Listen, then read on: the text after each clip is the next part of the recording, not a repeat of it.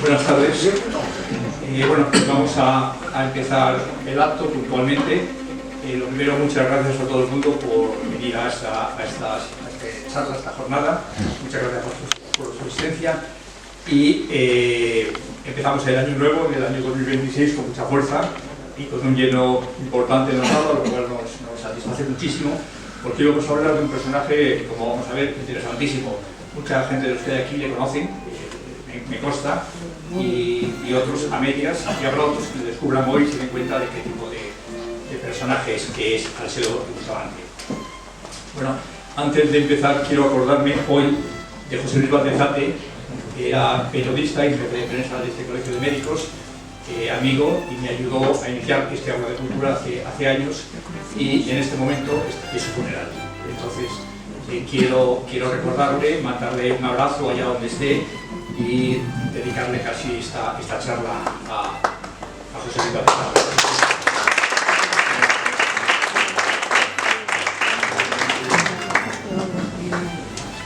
Bueno, la Marina Española, por ejemplo ya de la charla, la Marina Española del siglo XVIII escribe unas páginas de la historia brillantísimas. Probablemente era la élite de la intelectualidad de España. En aquel momento todavía España era una potencia mundial y dominaba mucho territorio. Para dominar los territorios, para dominar América, para llegar hasta Filipinas, para todo esto había que dominar el mar. Y para dominar el mar, lógicamente, había que tener buenos barcos, y los teníamos en ese siglo, y los mejores marinos. Y hay un grupo de marinos españoles interesantísimos. Hoy vamos a hablar de uno. Pero además de un grupo de marinos españoles, los montañeses, que en aquel momento eran como nos llamaban, formaban también la élite de ese grupo.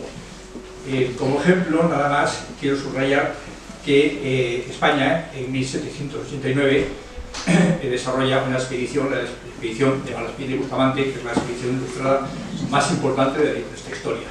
Es una expedición que lo que intentaba era conocer, divulgar, abrir fronteras. Bueno, pues en esa expedición, que había 16 marinos importantes del nivel de Dionisio Cargallana, del nivel de Cayetano Valdés y otros, había 4 montañeses. O sea, la situación es tremenda. Estaba Bustamante y Guerra, que debía relacionar inmediatamente con Alcedo Bustamante, aunque para también estoy invitado. Estaba Bustamante y Guerra, estaba Santiago Ceballos, estaba Juan Antonio Gutiérrez de la Concha, y estaba Toba, Antonio Toba y Arredondo y Ruesga. 4 marinos que tienen 4 biografías para estar aquí, 4 charlas interesantísimas. Y el personaje que nos va a hablar hoy José María Balmisa, pues entra dentro de ese grupo de gentes y se enlaza con los que hemos dicho, porque estaba escrito, tenía la suerte encima, la suerte de no ir a dejar otra cosa que morir en un barco que habían desarrollado los hermanos Bustamante y Guerra. Los hermanos Bustamante y Guerra, de los cuales yo creo que hay que organizar una charla aquí en el colegio, porque se lo merecen,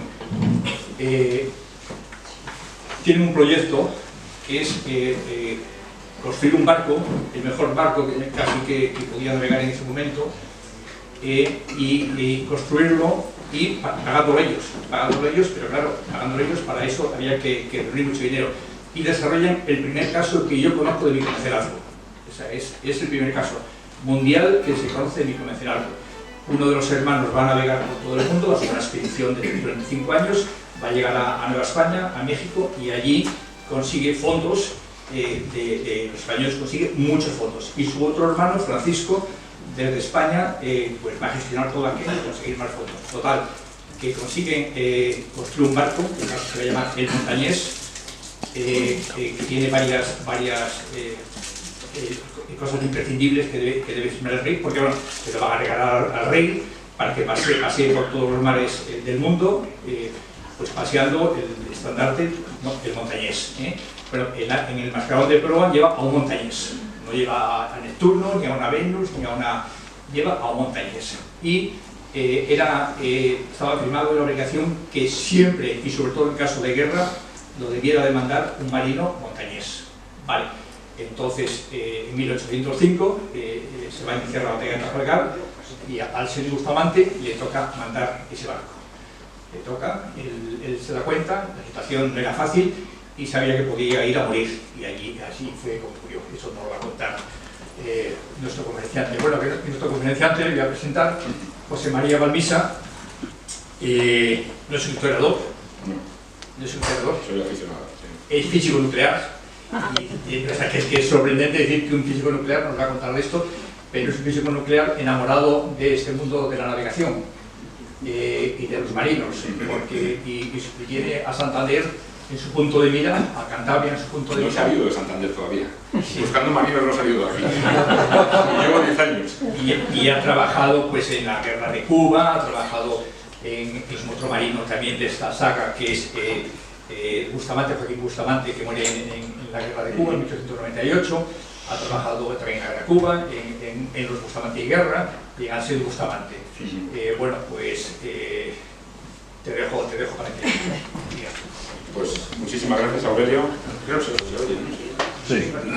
Muchísimas gracias, Aurelio, por la invitación y por este acto, y también al Colegio de Médicos por invitarme hoy aquí, ¿no? También muchísimas gracias a los bisnietos de Bustamante y Quevedo, la persona que me introdujo a mí en el mundo de la historia naval, y a todos ustedes por venir a este acto 267 años después del nacimiento de Alcedo Bustamante. Alcedo Bustamante pertenece a una generación en el tránsito del antiguo régimen al nuevo basado en el conocimiento científico, como veremos ahora. Nació en 1758, un 3 de septiembre, aquí al lado, en el Palacio Villatorre, ahora lo vamos a ver, y murió en 1805, en la batalla de Trafalgar.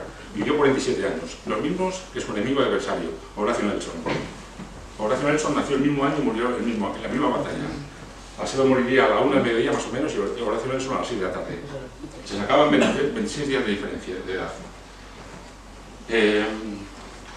Esta cita que tienen aquí, la muerte siempre ha de venir. El conseguirla gloriosa es lo que nos toca pretender. Es una cita que inaugura el elogio. Este es el elogio que hace la madre de Alcedo, María Antonia Bustamante, en 1806. El mismo año que se hace el elogio a Cosme Damián Churruca. Y es una frase del Marqués de Santa Cruz del Marcenado en sus reflexiones militares, que aplica perfectamente a la vida y obra de Alcedo, ¿no? Y es la frase que inaugura este elogio.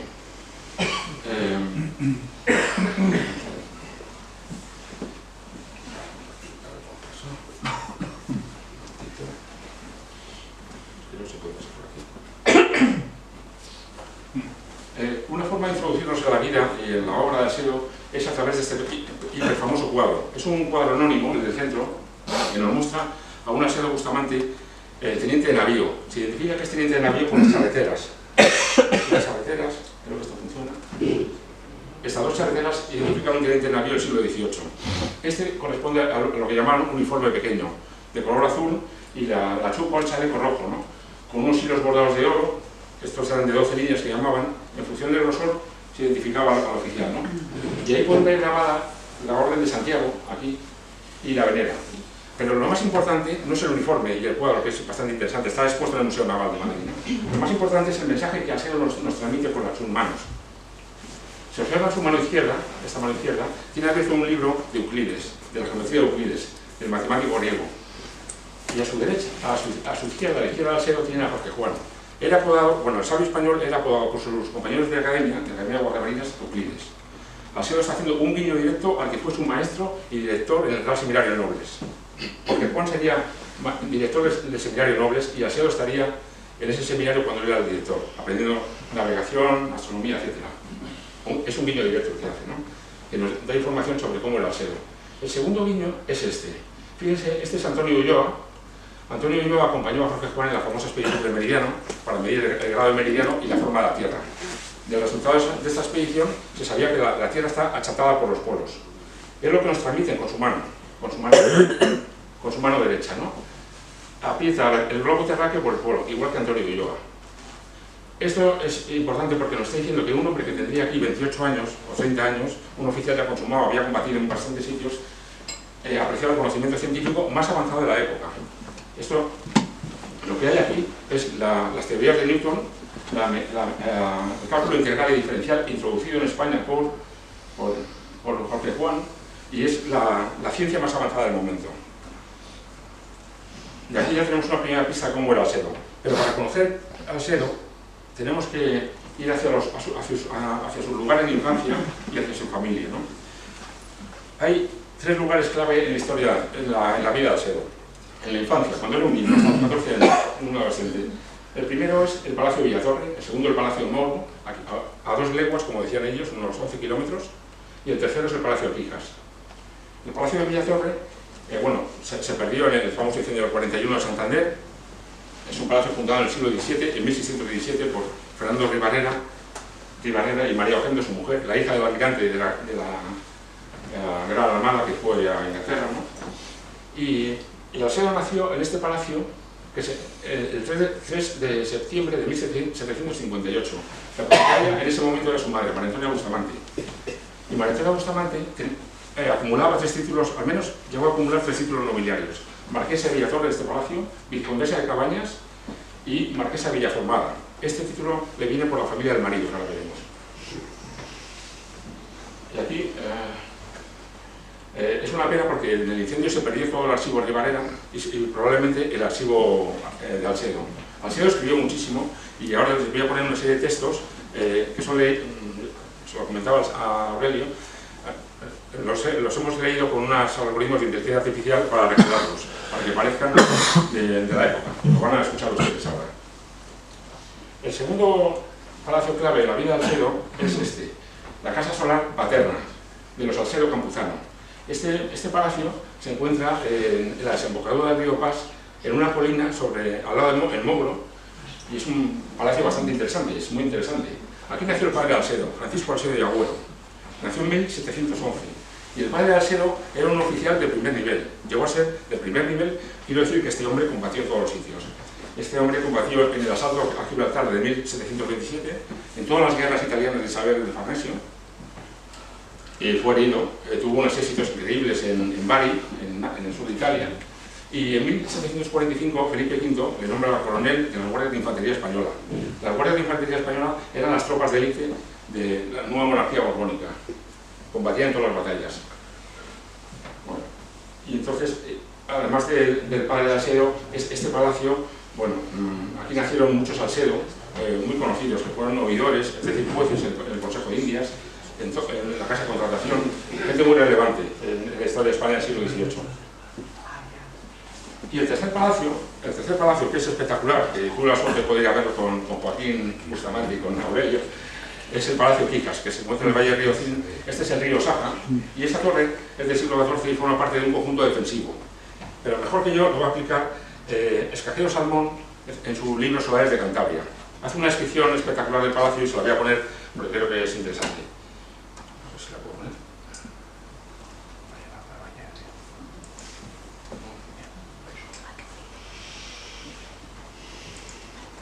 La torre está construida sobre una roca, a muy pocos metros del río. Es de mampostería con sillería en los esquinales y vanos. Tiene almenas cuadradas, vanos con el arco apuntado. A la misma se adosó el palacio con corralada. El consta de diversos edificios cercados por una corralada. La fachada tiene 6 arcadas sobre pilares decorados, dando acceso al zaguán, sobre el que hay una solana en el piso superior. El muro del piso superior es del siglo XVIII, así como el lema de la casa, grabado al pie.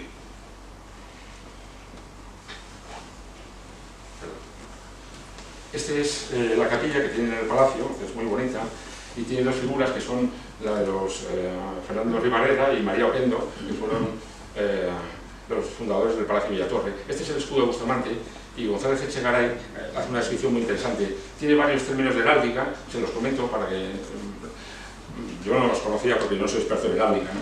Y aquí tienen una, si se fijan en esta cruz, es una cruz de Santiago, acolada, significa que está detrás del escudo, no sé si la ven aquí. Luego hará referencia a estas 3 flores de lis en jefe, significa en un lugar preeminente. Y bueno, básicamente lo que... la descripción es interesante y se la pongo, que es bastante breve. Timbrado por corona de marqués, tras la que salen 2 banderillas, cargado con una cruz de Santiago y el otro con la de Calatrava. Por soportes lleva 2 leones, algo pequeños en proporción al resto del escudo, y de debajo de la cartela salen otras 6 banderas. Bajo la punta 2 armaduras, espadas, picas, cañones y otros atributos militares. Lleva cruz de Santiago acolada y el campo medio partido y cortado. En jefe 3 flores de lis y debajo 13 roeles, de 3 en 3 y 1 en punta. Armas de Bustamante. Banda de dragantes fileteada. Águila esplayada en actitud de alzar el vuelo, siniestrada de 3 árboles, y bajo ella, y en la misma punta, 3 fajas fileteadas. Armas de alcero y ceballos. Debajo del escudo y distribuido hacia ambos lados de él, se ve el mote de la casa. Fin, las armas relumbrantes de los franceses blasones, de los fuertes Bustamantes, que reyes no fueron antes, descienden azules los 13 roeles, en campo de gran limpieza en orla de vencedores, las flores. Bueno, siento que no se escuche muy bien, pero... hemos visto cuáles eran los lugares clave en la infancia de Alsero y estas eran las personas que formaron su familia. No voy a entrar en muchos detalles, pero si ven esta parte derecha corresponde a los Bustamante, Ribarrera y Oquendo. Esta persona es María Antonia Bustamante, la madre de Alsero, que nació en Santander en 1736. Y la parte de la izquierda corresponde a los Alsero Campuzano. Y aquí está el padre, Francisco Alsero y Agüero, que nació en Mogro, en el palacio que hemos visto, en 1711. María Antonia y Francisco Alsero se casaron en 1756. Era el segundo, se llevaban 25 años de edad. El padre era 25 años mayor que la mujer, ¿no? De María Antonia Bustamante. Y para María Antonia Bustamante era el segundo matrimonio. Se había casado con Fernando Bustamante y es en esta línea, por donde sigue hoy el marquesado de Villatorre, etc., ¿no? Por la del primer marido. Tuvieron 3 hijos, eso se sabe poco. Francisco tuvo 2 hermanas, una más se llamaba María del Carmen y otra Josefa. María del Carmen siempre permaneció soltera y cuando muere Alsero en Trafalgar, envía un escrito a la corte para recibir una pensión, porque la mantenía su hermano, ¿no? Y el escrito, hay un informe favorable de Antonio Escaño, el jefe de escuadra de Gravina en Trafalgar, explicando la situación de la hermana Alsero y los méritos que tenía su hermano, y se le concede la pensión, ¿no? Y por último, para terminar, permítame que les ponga unos párrafos de elogio que manda a realizar la madre de Alsero, María Antonia Bustamante, en 1806, y que nos dan una idea de cómo era Alsero, ¿no? En el primer párrafo nos viene a decir que Alsero quería emular al padre. Era un segundón, no heredaba el mayorazgo, como el padre, era el segundo de la familia, ¿no? Entonces se tenía que dedicar a las armas o a la iglesia. Y Alsero, emulando al padre, continuó la carrera de armas. Pero en su caso, en las tropas, en el cuerpo más avanzado de la monarquía borbónica en ese momento, que era la Academia de Guardia Marina, ¿no? También la madre nos dice que era prudente cuerdo, no era triste ni cruel, sino afable, circunspecto y bien acondicionado. Desde luego, era un hombre fuerte, porque resistió, lo van a ver ustedes, todo tipo de enfermedades, de combates, y cuando moría muchísima gente. Y luego hablaba varios idiomas, es seguro que hablaba francés e inglés, como lo practicará en la guerra de convención contra los franceses, en las Antillas. Él era el interlocutor, era el mayor general de la escuadra y era el que hablaba con los franceses, ¿no? También hablaba inglés, y es posible que hablara italiano, aunque yo no tengo constancia de eso, es posible.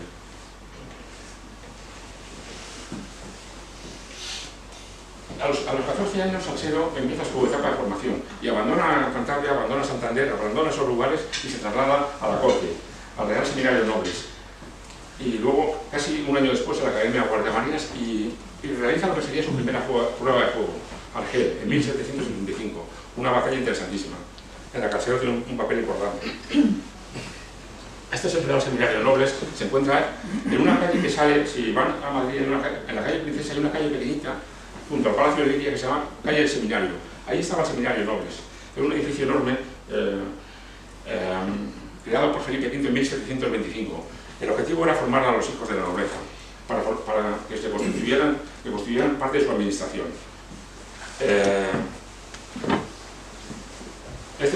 Para conseguirlo, Felipe V, para conseguir que los hijos de la nobleza ingresaran ahí, Felipe V puso un cribado, que básicamente eran las pruebas de nobleza, legitimidad, hidalguía, limpieza de sangre, ¿no? Y entonces María Antonia Bustamante, la madre, envía un informe en 1772 al Real Seminario de Nobles para solicitar el ingreso de su hijo. Ese informe está en el Archivo Histórico Nacional, esta es una parte de la primera página. Y Alsero ingresó en enero del 73 y lo abandonó el 7 de abril del 74 para ir a Cádiz. Aquí les he puesto una cosa interesante, que es una curiosidad. Su madre tenía que pagar 14 reales de vellón diarios. Eso es una cantidad enorme, bastante grande. Significa unos 420 reales de vellón al mes. Un guardia marina ganaba 120 en esta época. Un teniente de navío 450 y un capitán de navío, que es a lo que llegaría al SEO, 850. Estos sueldos luego se duplicaban en los viajes a América, etc., ¿no? Pero el coste de un seminarista era 420 reales de vellón, era bastante dinero, ¿no? Inmediatamente, cuando está en el seminario Nobles, lo comento porque en ese momento que entra al SEO, el director es Jorge Juan, y Jorge Juan, que había sido nombrado director en el 70, cambia completamente el plan de estudios. Completamente, introduce todas las ciencias naturales, astronomía, matemáticas, etc. Y entonces, en base a ese conocimiento, había una prerrogativa del rey anterior, de Fernando VI, que permitía a los alumnos avanzados ir directamente a la Academia de Guardiamarinas. Y eso es lo que le sucede al SEO. Entra directamente a la Academia de Guardiamarinas porque había sido seminarista con Jorge Juan.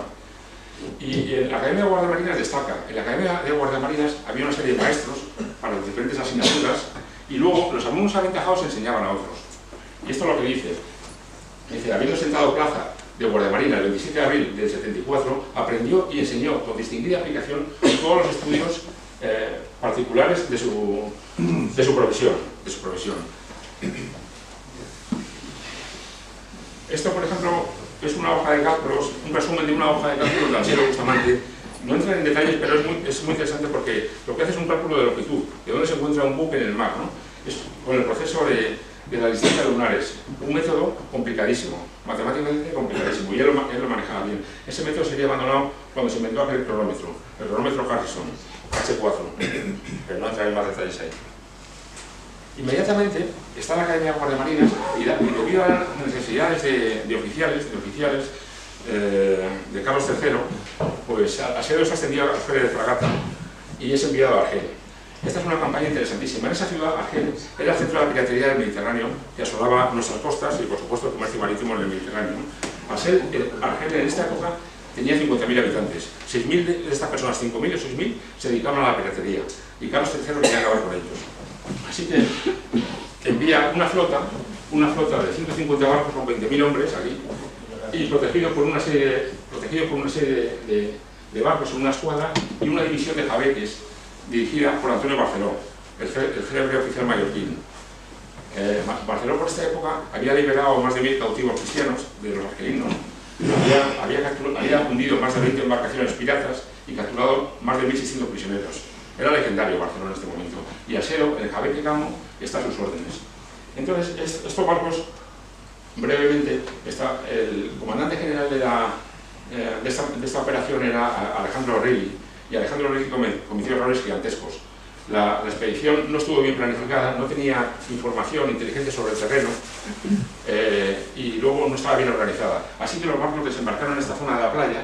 La idea era subir por la ladera de esta colina y atacar a Argel. Cuando desembarcaron, todos los barcos se apelotonaron en la playa y fueron los piratas argelinos les masacraron con fusiles y con cañones.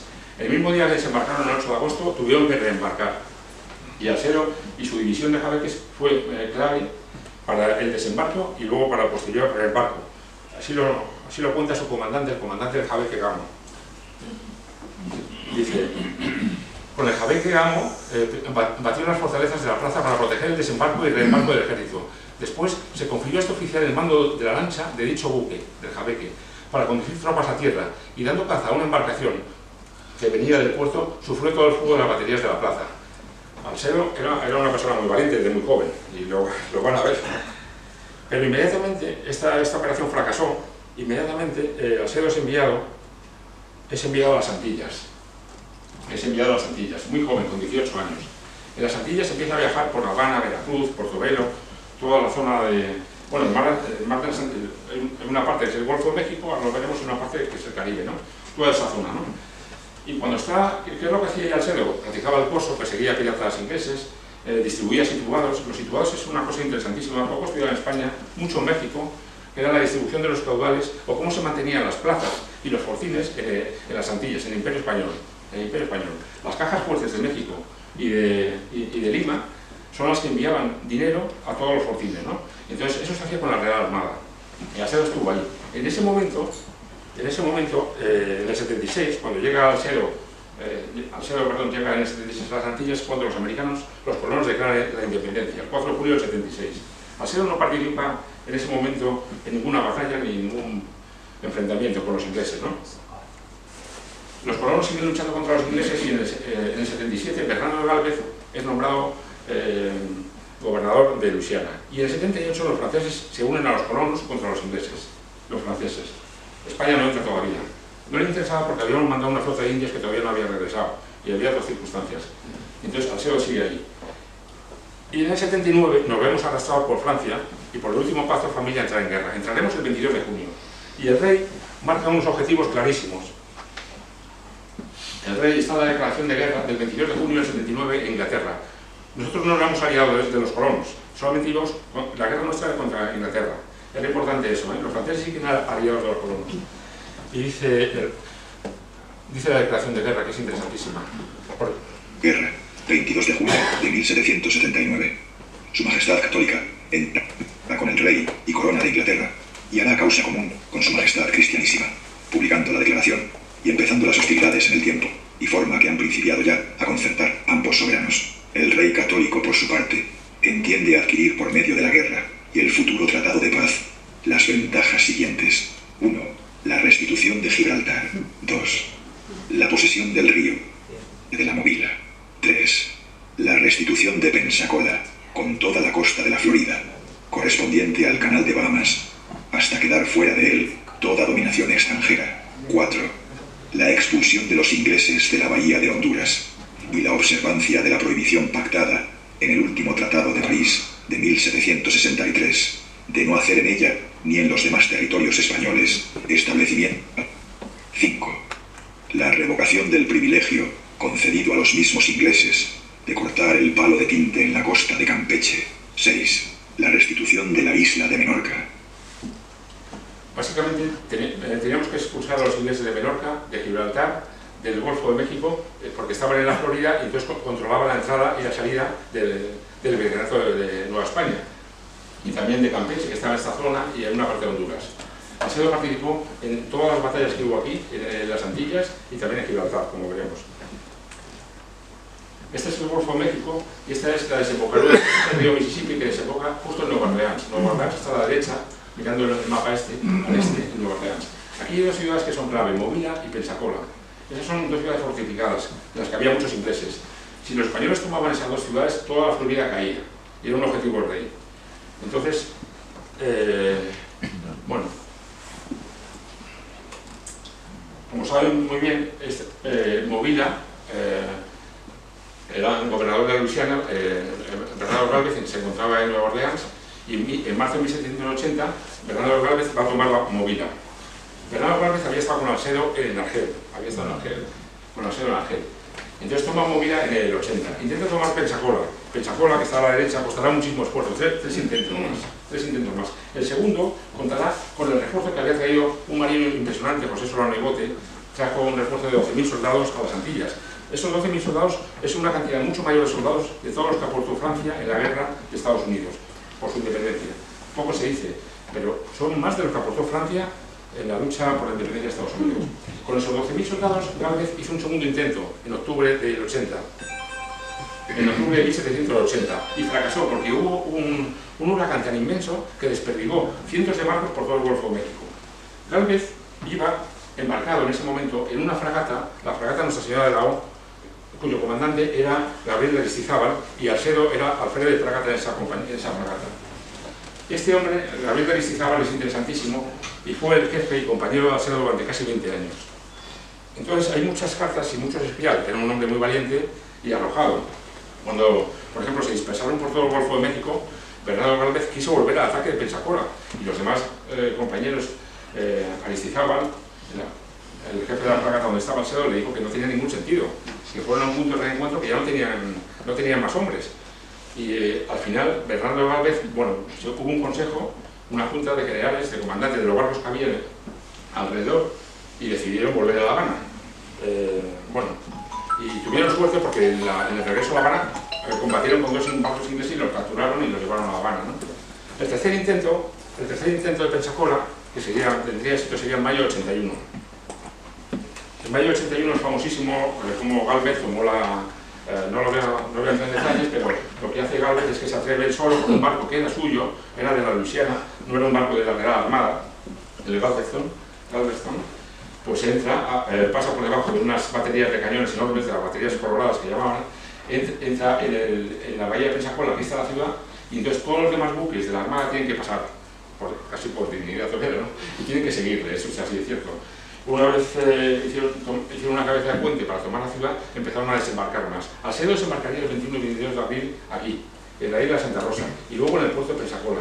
Y estaría entre el 21 y el 22 de abril hasta el 8 de mayo combatiendo en las trincheras frente a Pensacola. Pensacola cae el 8 de mayo. La historia es conocida por la explosión de un forcín, etc. En el momento que cae Pensacola, los 1.700 ingleses que hay aquí se rinden. Y en ese momento cae toda la Florida. Y la guerra prácticamente de independencia en el sur, la guerra de independencia americana ha acabado ahí. Ha acabado. Quedaban un par de batallas en el norte, en Georgetown, pero al final del 81 la guerra acabó. Y fue gracias a este esfuerzo que hizo la Real Armada y las tropas de tierra. Aquí había otro cantador, Riaño, que no lo comento para no entrar en muchos detalles, Riaño y Espeleta, que fueron con 900 soldados desde Nueva Orleans en apoyo de Bernardo Gálvez, en la toma de Pensacola también. Es interesante todo eso. Pero aquí en el 81, a finales del 81, ya está acabada la guerra en América. Sin embargo, la guerra que había planteado el rey, nos quedaban muchos objetivos todavía. Alcedo, cuando esto ocurre y prácticamente la guerra, como digo, está acabada, le mandan a la península y le mandan aquí. Le mandan directamente aquí. Le mandan a esta escuadra, a la escuadra que está aquí de Luis de Córdoba. Luis de Córdoba es un personaje interesantísimo, muchísima experiencia tenía en ese momento y Alcedo, al ser el navío, se embarca en el navío insigne. El navío insigne es el navío del jefe de la escuadra, Luis de Córdoba, y está aquí en el San Dámaso. Desde que empezó la guerra, los españoles, con Álvarez Sotomayor, lo que intentamos es aproximarnos al Peñón, mediante un sistema que se llamaba de zapas volantes, una especie de trincheras que se hacían por la noche y avanzaban. Esto era un problema porque los ingleses tenían un perímetro rodeado por una muralla, con un foso que se inundaba de agua, 7.000 soldados aquí dentro y multitud de cañones, estaban preparados. Así que desde el inicio de la guerra esto no había tenido éxito. Entonces Carlos III cambió el mando, cambió a Álvarez de Sotomayor y nombró al duque de Grillón, que había conquistado Menorca. Eso fue muy grave, porque los mandos españoles no asimilaron que un francés estuviera al mando de las tropas que iban a conquistar Gibraltar, hace 244 años, ¿no? Y eso fue así. Y lo que ocurrió es que Luis de Córdoba no la apoyaría, y Álvarez de Sotomayor tampoco. Pero Grillón se le ocurrió la feliz idea de traer un ingeniero francés muy brillante, pero sin mucha experiencia, que introdujo lo que llamaban las baterías flotantes. Trajo 10 baterías flotantes con unos 250 soldados cada una. Las baterías eran unos barcos, unos navíos, a los que le quitaban todos los palos y reforzaban en una banda toda la artillería y en la otra ponían contrapesos. Entonces había que ir aproximándolos, primero con otros navíos y luego con una especie de poleas, hasta una posición cercana al Peñón. La idea de Grillón era bombardear esta zona, abrir un hueco en la muralla y la infantería de marina penetraría. ¿Qué ocurrió el 13 de septiembre? Unos días antes se empezaron a aproximar las baterías y los ingleses, el 13 de septiembre, ahora menciono ese día porque es fatídico, es el día fatídico, lograron concentrar el fuego sobre las baterías flotantes y causaron multitud de incendios en ellas. Entonces, entre el 13 y el 14, Grillón ordena que abandonen unos 2.600 hombres que estaban en las 10 baterías, que abandonen las baterías y que las hundan, para que no caigan en manos del enemigo.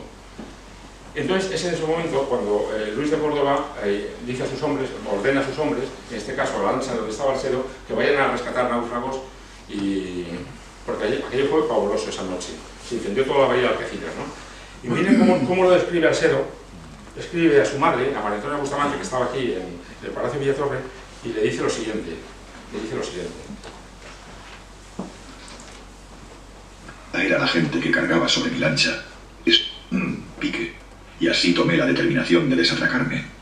Lo que no hubiera podido conseguir, si no fuera por el remolque que me dio otra lancha. Todo esto se pasaba entre un diluvio de bombas y balas que nos tiraban los enemigos. Nos veían con el resplandor de los cascos que estaban ardiendo. Íbamos ya saliendo con felicidad del fuego enemigo, cuando vino una bala y mató 3 hombres. Eran las mañana. en una lancha que estaba atracada a la mía. Los sesos de uno de estos infelices saltaron en la chupa de mi patrón. Por fin salí con felicidad y puse mi gente a salvo a las 8 de la mañana. Alcedo salvó a 153 hombres en esa barca. La barca la mandaba un teniente de navío, todavía no era un teniente de navío, ascendería a final de ese año, ¿no? Y cuando termina, después de ese fracaso, Francia e Inglaterra empiezan una negociación que terminará al año siguiente y acuerdan la paz.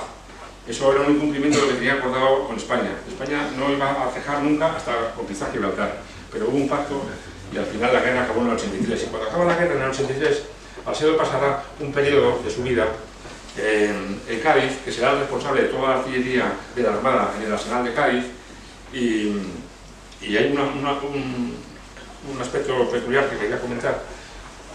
Perdón. Porque es en el 84 cuando Alcedo pasa las pruebas para recibir el hábito de la Orden de Santiago. Estas pruebas se encuentran en el Archivo Histórico también Nacional, ¿no? Y son interesantes porque se nombraban dos informantes. Uno era un caballero de la Orden de Santiago y otro era un clérigo de la Orden. Y esas dos personas tenían que tomarse juramento entre ellos y luego recibían, durante el mes y medio que estuvieron practicando pruebas, una serie de dietas en función del número de días que trabajaban. Y hay un informe con las dietas y lo que se les pagó, ¿no? Estas dos personas vinieron aquí, a la zona de Santander, a estos lugares, a Quijas, a Mogro, Santander, Laredo y Goyo, y entrevistaron a 25 testigos, los más ancianos y noticiosos del lugar. Le preguntaban sobre Alcedo, sobre su familia, sobre su reconocimiento en estos lugares, etc., ¿no? Entonces, hay un informe donde se prueba la naturaleza de legitimidad, nobleza y limpieza de sangre de Alcedo. Esto es una curiosidad porque Alcedo recibe esa Orden de Santiago, que tenía su uniforme en marzo del 84. Y inmediatamente, Alcedo, ya teniente de navío, ya con el perteneciente a la Orden de Santiago, le envían a Ferrol. En aquella época Ferrol era el Ferrol ilustrado, y aquí les he señalado el nuevo barrio de la Magdalena, que es un barrio hecho con escuadra de cartabón muy similar al barrio Salamanca de Madrid, la moda racionalista de la época, ¿no? Este es el Arsenal, esta es la dársena, aquí estaban los diques de Jorge Juan, etc., ¿no? Estas son avenidas que se construyeron también durante el reinado de Carlos III, y avenidas con árboles enormes, ¿no? Y puentes que vio, esta puente la vio inaugurar Alcedo seguro, era la época en que estaba y donde él estaba, ¿no? Y nada, no me he resistido a ponerles la sala de armas también del siglo XVIII, de la época en la que tuvo estado Alcedo. Esta es la sala de armas del Arsenal, que es espectacular. Si no lo han visto, es altamente recomendable visitarla. Pero lo más interesante, iba transcurriendo el tiempo, Alcedo estaba en Ferrol, y entonces, en el año 91, ya tenía 31 años, el rey, ya en este caso, había muerto Carlos III en el 88, 1788, y el rey era Carlos IV. Con esta relación la de nombre capitán de fragata, ¿no? Pero lo más interesante no es eso. Lo más interesante es que queda vacante el segundo puesto de la Academia de Guardia Marina de Ferrol. Es un puesto importantísimo. El primero es el capitán, que manda sobre la parte científica y la parte militar. Y el segundo es el teniente de navío. Queda vacante. Y entonces José de Mazarredo, posiblemente el mejor oficial de la Real Armada y uno de los mejores oficiales europeos del 18, hace un informe para proponer un candidato. Y miren lo que dice José de Mazarredo, para proponer un candidato a teniente de la Compañía de Guardias Marinas. Dice: propone el comandante don José de Mazarredo a 3 oficiales siguientes en este orden. El primero, don Francisco Alcedo Bustamante, el teniente de navío, era el jefe de la compañía, en quien concurren todas las circunstancias más recomendables para ser preferido y obtener el inmediato ascenso a capitán de fragata y por supuesto el teniente de la compañía. Y en segundo lugar y tercero son Cosme de Aviencho Luca, y el tercero es Dionisio Alcalá Galiano. Y dice Mazarredo: son capitanes de fragata de singular aptitud para el empleo.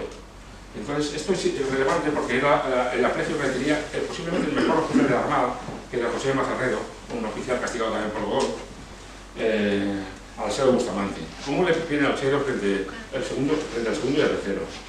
Esto me parecía bastante relevante, ¿no?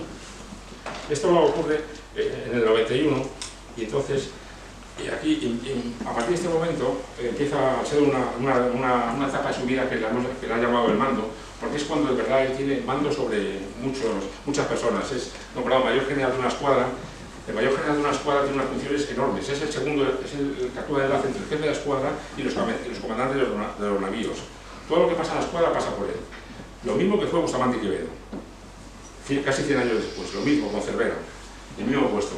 Y será mayor general de la escuadra que lucha contra los franceses en las Antillas, en Santo Domingo, y luego contra los ingleses también en las Antillas hasta final de siglo, entre los 35 más o menos y 44 años. Este documento, que es un diario que se encuentra en el Viso del Marqués, en La Mancha, un palacio muy interesante de visitar, y es un diario interesantísimo que hace Alcedo sobre la guerra contra la guerra de la Convención Francesa, la guerra de la Convención. Después de la Revolución Francesa del 89, bueno, avanzando mucho, en el 92 ocurre una revolución a la revolución, es cuando vienen los jacobinos, los comités de seguridad y salud pública y empieza la guillotina. En enero del 93 guillotinan a Luis XVI, 30 de enero del 93. Eso provoca la guerra con España.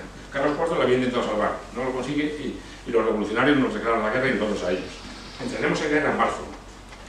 Nombrarán jefe, y entonces Carlos IV, y en ese momento ya estaba Godoy como secretario de Estado, hace un planteamiento de la guerra en dos frentes, una parte en los Pirineos y otra parte en las Antillas. La parte de los Pirineos al principio tendría éxito y entraríamos en Francia, en el sur de Francia, pero rápidamente la Francia de la Revolución recupera todo el terreno e incluso conquista terreno de Navarra y del País Vasco. Sería ahí un fracaso. La parte de las Antillas sería mucho más interesante. En la parte de las Antillas se envían 4.000 hombres, unos 6 navíos, dos fragatas y muchos mercantes con muchas cosas, ¿no? Alfredo Fragata es el mayor general de esa escuadra, ¿no? Alcedo Bustamante, perdón, es el mayor general de esa escuadra. Esto es una carta esférica que hace el corte de la Churruca, pero lo más interesante es lo que ocurre. La escuadra sale de Cádiz en junio y en julio llega a las Antillas. Llega a las Antillas y llega a la isla de Trinidad de Barlovento. Y entonces lo primero que hace es dirigirse a... Esta es la zona actual de Venezuela, aquí está Caracas, y hay un puerto que se llama La Guaira, que es una ciudad. La Guaira es el puerto de Caracas, básicamente. Y luego aquí está otra ciudad que es Puerto Cabello, que es el puerto de otra ciudad venezolana que se llama Valencia. En La Guaira tenían órdenes de recoger casi 1.000 soldados y llevarlos a Santo Domingo. Porque aquí, en la parte francesa de la isla, lo que hoy es el actual Haití, había una revuelta de esclavos negros traídos de África. Eso lo contaré, pero es interesantísima esa revuelta, un poco estudiada también en España. Es un territorio muy pequeño, 25.000 habitantes, de 25.000 kilómetros cuadrados, perdón, donde había 25.000 blancos y 30.000 mulatos. Todos tenían esclavos, y en ese territorio pequeño había 500.000 de esclavos. Después de la revolución, los avatares son muy interesantes lo que ocurre, se producirá un levantamiento de esclavos. Y entonces, ahora continuamos por ahí, pero permítame que continúe. Alcedo recogen aquí a los 1.000 soldados y los llevan a Santo Domingo, precisamente para evitar que los disturbios cruzaran a nuestro lado, a la parte española. Y lo más interesante es el informe que, en ese libro que les he enseñado, Alcedo hace sobre las penurias que pasa en ese momento la escuadra. Morirán 400 personas nada más llegar aquí a Puerto Cabello, pero morirán de una epidemia que se llama vómito prieto o fiebre amarilla. Pero lo que es interesante es escuchar a Alcedo cómo lo escribe, que él lo escribe muy bien. A ver si puedo conseguir que se lo escuche bien.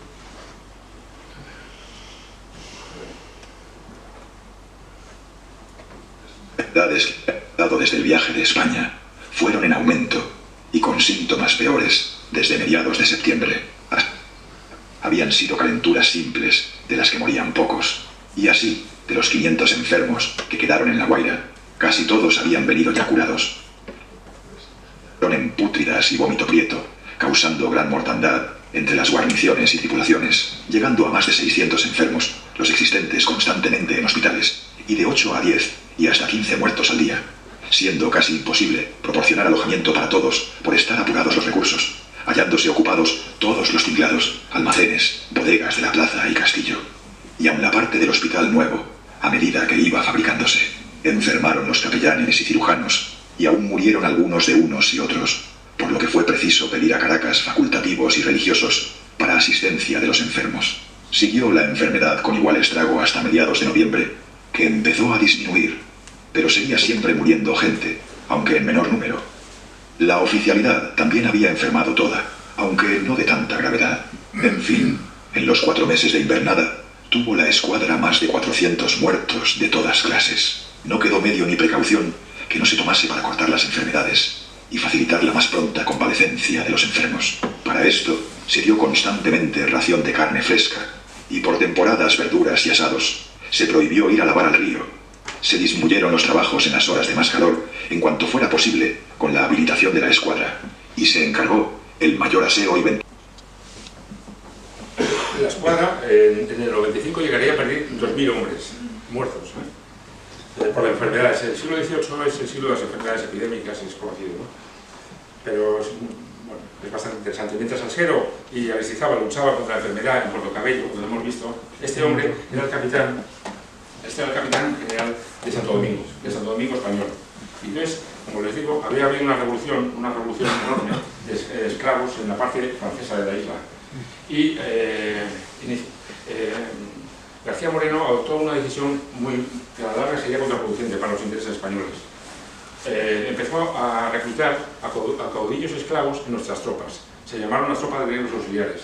Aquí tienen el famoso George Bissau. Hubo otro, Juan Francisco, que murió en Cádiz. George Bissau murió en San Agustín, en la parte sur de Estados Unidos. Y aquí tienen a Toussaint Louverture, que era llamado el Espartaco Negro. Trabajó dentro de las tropas españolas de Santo Domingo mucho tiempo. Pero hubo un momento en el 94 que los franceses, en esa parte occidental de la actual Haití, para conservar el territorio, declararon libres a todos los esclavos. Y en ese momento, por eso decía que era una decisión muy arriesgada, todos los caudillos cambiaron su lealtad y se fueron con los franceses. A partir de ese momento, la situación en nuestro Santo Domingo español era complicadísima, en el 94.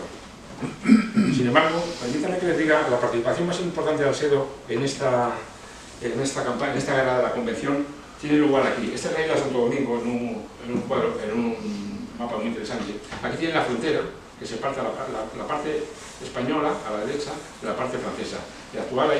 El actual Puerto Príncipe está por aquí.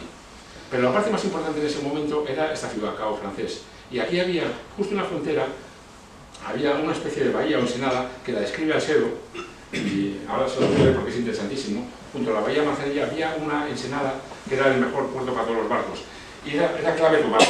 García Moreno le ordena a Aristizábal, a la escuadra de Alsero, que tome Fuerte Delfín y la ciudad que hay al lado, ¿no? Porque él empieza a atacar a los franceses por el norte, ¿no? Entonces, cuando llegan allí, al final, en enero del 94, a principios de enero del 94, se habían recuperado la enfermedad en Puerto Cabello ya bastante, llegan aquí en enero del 94 y Alsero escribe lo siguiente sobre esa bahía de Manzanillo. La parte española de la isla de Santo Domingo carece enteramente de puertos cómodos y seguros para buques grandes. En el sur, el río Santo Domingo no puede admitir más que buques que calen de 12 a 14 pies. Manzanillo es el mejor puerto para una escuadra, desconocido por los españoles hasta que Aristizábal fue a situarse en enero de 1794. 2 leguas, 10 kilómetros, al sudeste de la punta de Manzanillo, está la entrada del puerto de Ballajá. Este excelente puerto estaba desconocido, como de los mismos franceses, hasta que se apoderó de él y de sus fuertes la escuadra de Gabriel de Aristizábal. Puedo asegurar que el puerto de Ballajá es el mejor de la isla de Santo Domingo y aún de toda la América, muy capaz para todo género de escuadras, por numerosas que sea. En casi toda su extensión, el fondo es de 12 a 6 brazas. Una braza son 1,8 metros. La batería a la entrada se llama Lance y tiene de 14 a 16 cañones. En el fondo del puerto está situado el Fuerte Delfín. Entonces, el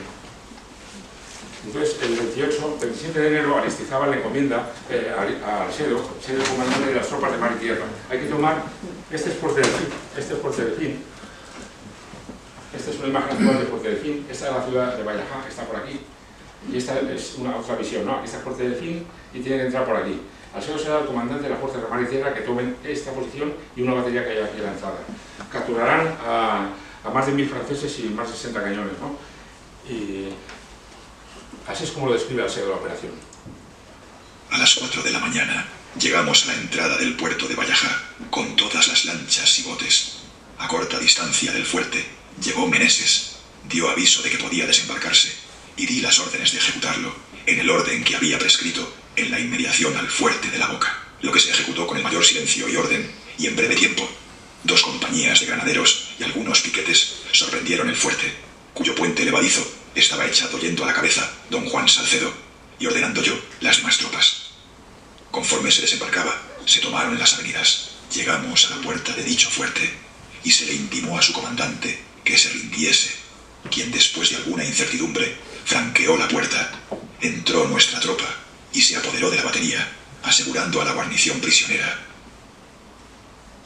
Bueno, el informe sigue y hay bastantes problemas, pero es muy interesante, más o menos, esto es una muestra de cómo lo va contando Alcedo, ¿no? Esto quería el 30 de enero, se capturaron banderas francesas, se enviaron al rey, esas banderas se encuentran en la iglesia de Nuestra Señora de Atocha en Madrid. Fue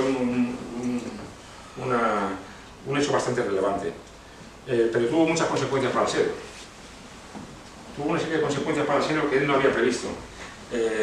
Aristizábal recomendó a muchos oficiales que estaban en esa escuadra, y entre ellos a ayudantes de Alcedo, a subalternos de Alcedo. Y entonces todos fueron premiados por Carlos IV, salvo Alcedo. Ahora les voy a poner una carta que cuando al año siguiente, en el 95, se encuentra en Trinidad, estaban invernando para evitar los huracanes de la zona. El 25 de junio de 1795, Alcedo remite dos cartas, una al ministro Marín Antonio Valdés, conocidísimo, el ministro Marín Antonio Valdés, y el mismo día al rey. La carta que iba al rey la iba a leer Godoy. La carta que iba al Alcedo, a Antonio Valdés, no la iba a leer Godoy. Solamente hay una diferencia. Bueno, los términos que utiliza son diferentes, más respeto al rey, ¿no? Ahí tienen, por ejemplo, esas siglas son a los pies de su real majestad, tienen que hablar en esos términos, ¿no? Pero el contenido es el mismo, salvo un aspecto que es clave. Antonio Valdés, que era compañero suyo de armas, le dice: puede haber algún informe siniestro por el que no se me ha recomendado a mí. Informe siniestro, utiliza esas palabras. En la del rey no utiliza esas palabras porque las iba a ver Godoy. ¿Cuál era la razón? En el 94 había vuelto Malaspina, de su expedición famosa. Inició una conspiración contra Godoy, para destituir a Godoy. Fue descubierto en noviembre del 95. Inició la conspiración y en noviembre del 95, bueno, le descubre a Godoy y le manda encerrar. Le cierran, hace un juicio rápido y en abril del 96 le condenan a 10 años en el Castillo de San Antón, en La Coruña. Pasará 6 años allí. Pero Godoy no hace solamente eso. A todos los oficiales que habían tenido cierta proximidad con Malaspina, los destierra, les aleja de la corte. A Bustamante y Guerra lo mandará a Montevideo, que es desde allí de donde volverá con las fragatas. Y Alcedo, que había tenido mucho contacto con Malaspina en la Academia de Guardiamarinas, que habían coincidido, es muy posible que sufriera también la espina de Godoy en ese momento. Pero permítame que les ponga la carta, que es interesantísima. Es mi ánimo el solicitar premios, pues habrá otros que sean más dignos, pero sí, algún documento que acredite. Pues aunque en mi interior estoy bien cierto de haber empleado mis cortas fuerzas y conocimientos en el desempeño de mi obligación, el público y el cuerpo de la Armada en general, que ven premiados a mis 4 ayudantes y otros varios sujetos que han servido subalternos míos en diversas ocasiones, no pueden menos de haber formado una idea poco favorable de mi proceder, al no verme comprendido en igual gracia. Por tanto, mi opinión debe haber padecido en el concepto general, y cuanto más tiempo pasa, tanto más pierde mi reputación, única prenda de un militar. En este supuesto, y en el de que quizás mi desgracia proceda de algún siniestro informe, me parece que V.E. conocerá la precisión en que me veo de justificar mi conducta en un consejo de guerra, al finalizar la campaña, pues a la verdad, habiendo Su Majestad prometido hacer justicia a los oficiales que el excelentísimo señor don Gabriel de Aristizábal había recomendado, y habiéndose dignado premiar a varios de ellos, no siendo yo de este número, me parece debo considerarme reo e indigno de igual gracia. Espero que vuestra excelencia no tendrá a mal este paso, al verme olvidado a pesar de las recomendaciones que he debido al general a cuyas órdenes sirvo, que habiendo sido tan eficaces para con otros, no han tenido éxito alguno respecto a mí. Alcedo nunca sería reconocido, nunca le permitirían tener ese consejo de guerra para exponer sus méritos. No lo harían. Lo que sí que harían es que al año siguiente, en el 96, cuando le tocaba, por cierto, después que a Churruca, Churruca era 3 años más joven que él, pero después le nombran el capitán de navío, ¿no? En el 96, en agosto del 96. Pero nunca tuvo ese reconocimiento por los méritos que adquirió en esta batalla, ¿no? Esto es importantísimo, y lo hablaba con Aurelio, y tiene un aspecto simbólico impresionante. Durante esta guerra de la Convención, Alcedo, en el navío San Eugenio en el que estaba él y Aristizábal, trasladan los restos de Colón que se encontraban en la Catedral de Santo Domingo a la Catedral de La Habana. Esos restos de Colón van a permanecer en la Catedral de La Habana casi 100 años. hasta el 98. Cuando muere Bustamante y Quevedo, en Santiago de Cuba, sus restos se los llevan a la Catedral de La Habana, y juntos los de Colón y Bustamante y Quevedo vuelven en el Conde Benadizo. Los de Colón van a la Catedral de Sevilla y los de Bustamante y Quevedo al Panteón. El simbolismo para mí es claro. Dos Bustamantes, vivos o muertos, conservaron siempre los restos de Colón. Siempre los acompañaron. Alseo en su traslado a La Habana y Bustamante en su regreso a la península. Bustamante y Quevedo. Para mí eso es impresionante, esa conexión ya, es impresionante, ¿no? Entonces, la guerra terminará con la paz de Basilea y el Tratado de San Ildefonso, que serán nefastos en el año 95 y 96, respectivamente, serán nefastos para España. Por la paz de Basilea, Godoy acepta entregar todo el Santo Domingo español a cambio de que nos devuelvan el territorio que habrían ocupado en Navarra. Y entonces es en ese momento cuando se trasladan los restos de Colón a La Habana. Y por el Tratado de San Ildefonso, que será nefasto hasta Trafalgar. En ese momento, Trafalgar se puede iniciar casi en el 96. Ocurre en el 1805, pero se puede iniciar casi aquí. En ese momento, Godoy y Carlos IV se comprometen a entregar 15 navíos y 18.000 hombres. 15 navíos son una barbaridad. Y esto se repetirá sucesivamente, posteriormente. Cuando llegan a este acuerdo, Carlos IV y Godoy, en el 95-96, Inglaterra no lo acepta. Nunca aceptará que los franceses ocupen Santo Domingo, muy cerca de Jamaica. No lo va a aceptar. Tampoco que entreguemos a Francia navíos, que es un enemigo natural de Francia. Y entonces se inicia la guerra contra Inglaterra, que ya fue lo peor para nosotros. Esa guerra dura hasta 1802 y es cuando tomarán los ingleses la isla de Trinidad, cuando atacarán Cádiz, atacarán Tenerife, perderemos 4 navíos en Cabo San Vicente. Esos años fueron nefastos. Y muestra esto es este estado de fuerza que envía Alseo periódicamente en 1799. Aquí faltan 2.500 hombres de unos 4.000 en la escuadra ya, ¿no? La escuadra se encuentra en La Habana, está tratando prácticamente de sobrevivir, protege los situados, protege algunos buques, pero no tiene carenado, no tiene mantenimiento, es una escuadra que está muy debilitada, ¿no? Y en el 99, pues en esta situación la escuadra de Aristizábal es disuelta y Alseo queda en la comandancia de Marina de La Habana, y ahí permanecerá hasta 1802, en que con la paz de Amiens, la paz con Inglaterra, pues Alseo vuelve a la península. Vuelve a la península y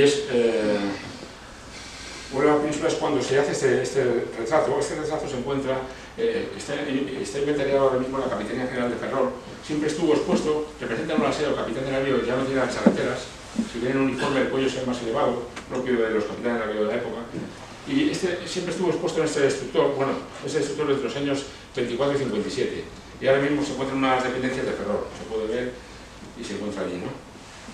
Es en este momento, cuando se encuentra en Ferrol, Alseo es nombrado mayor general del departamento de Ferrol, en 1803. El segundo puesto después del capitán general del departamento de Ferrol, en 1803.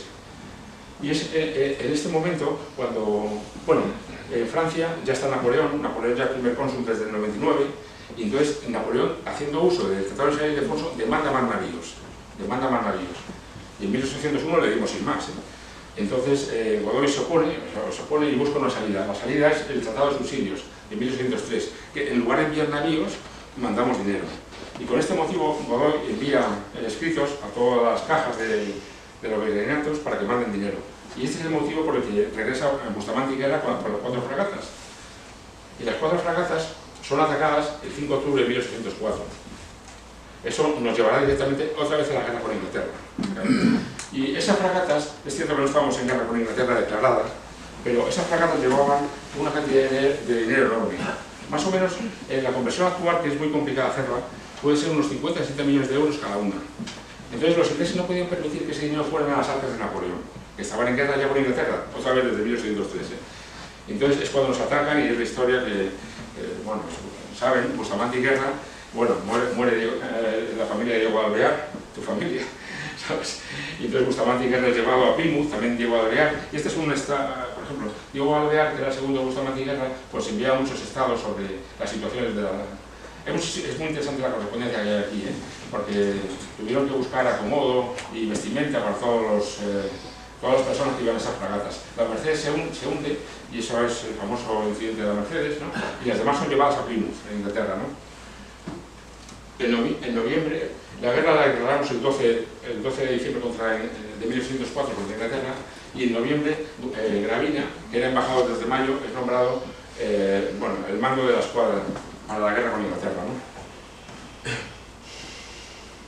Y aquí tienen, mientras esto ocurre en diciembre de 1804, y Asero, como mayor general, pues tiene una actividad enorme. Él era responsable de toda la instrucción de la tropa, de la construcción naval del arsenal, era responsable de todo.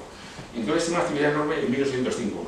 En junio, Grandayana, que es el jefe de la escuadra en Ferrol, por indicación de Gravina, le nombra comandante del navío Montañés, que ha comentado Aurelio, ¿no? Dice Grandayana, bueno, y dando su debido lugar a este digno oficial que reúne todas las calidades necesarias para aquel mando, ¿no?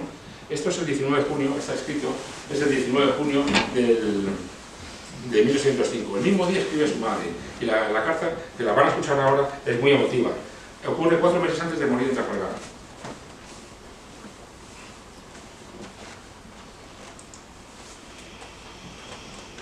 Me hallo con la novedad de haberme dado el mando del navío y por consiguiente dejo de ejercer la mayoría. El general de la escuadra, Domingo Pérez de Grandayana, se ha empeñado en que yo le mande, y yo no he podido excusarme en tiempo de guerra, sin comprometer mi estimación y mi carrera. El capitán general, teniente general Félix de Tejada, se ha disgustado y ha sentido mucho el que me quiten de su lado.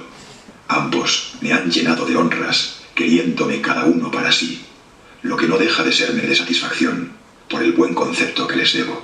Este navío fue construido a expensas de los montañeses, que hicieron un donativo al rey. Es de los mejores que tenemos, y está bien carenado.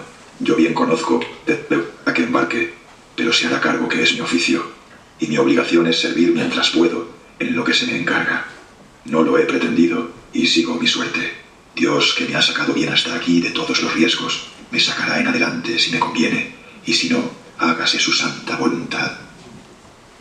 Eso escribía el 19 de junio de 1805. Solamente el navío Montañés, no comentaré mucho sobre él, es interesantísimo ese navío. Solamente voy a poner una cosa, que según Montañés hizo unas pruebas, se hacían pruebas de mar en los navíos para ver cuál era mejor, ¿no? Entonces, en el año 94 a este navío le someten unas pruebas con uno de los mejores navíos de Romero Landa. Romero Landa era un ingeniero naval espectacular. El navío con el que compitió el Montañés era el Monarca. El Monarca también participó en Trafalgar. Hubo muchas pruebas, hay un informe en Visual Marqués enorme, pero los navíos, les diré, tenían que recorrer una distancia de varias millas, unos 8 o 10 kilómetros. Salían a la par, ¿no? Y el Montañés le ganó en 760 toesas. Una toesa son 2 metros. Le sacó un kilómetro y medio a uno de los mejores navíos del mundo. Y el navío Montañés de Retamosa, que era un discípulo de Romero Landa, era mejor incluso, ¿no? Esto es bastante significativo. Son estas láminas para indicarles 2 cosas muy pequeñas. Para indicar dónde estaba Alcedo básicamente cuando muere, el 21 de octubre de 1805. Esto, como bien saben, es, bueno, esto es la popa, la proa, esto es lo que llaman la toldilla, el alcázar, el convés y el castillo. Aquí tienen una imagen desde arriba, ¿no? Este es el camarote del comandante, este era el camarote de Alcedo, el día del combate en Trafalgar. Aquí tiene una pequeña capilla, y aquí estaba el timón, se puede ver aquí abajo. El timón, lo digo porque el timón, esto se va a destruir en el combate. El timón transportaba el movimiento hasta este eje, que se llama la caña del timón, y este se conoce como timón. Y hay una parte fija, a la parte de atrás del casco, que se llama la hembra. Todo eso será dañado en el combate. En el combate, un barco inglés le cruzará la popa, que se llamaba, y le disparará desde aquí detrás. Este palo lo van a perforar, lo van a tumbar, es el palo de Mesana, y Alcedo morirá aquí. También morirá Antonio Castaños, se encontraba aquí en el castillo. Era el segundo. El comandante de un navío iba aquí, en la toldilla, entre la toldilla y el alcázar. Y el segundo iba aquí, en el castillo. También morirá, y bueno, y morirán otras personas.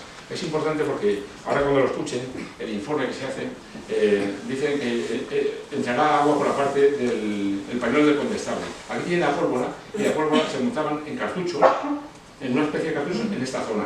Es una zona muy delicada. Y aquí estaba el pañuelo del condestable que era encargado de montar esa pólvora en cartuchos, etc., ¿no? Todo eso será dañado, ¿no?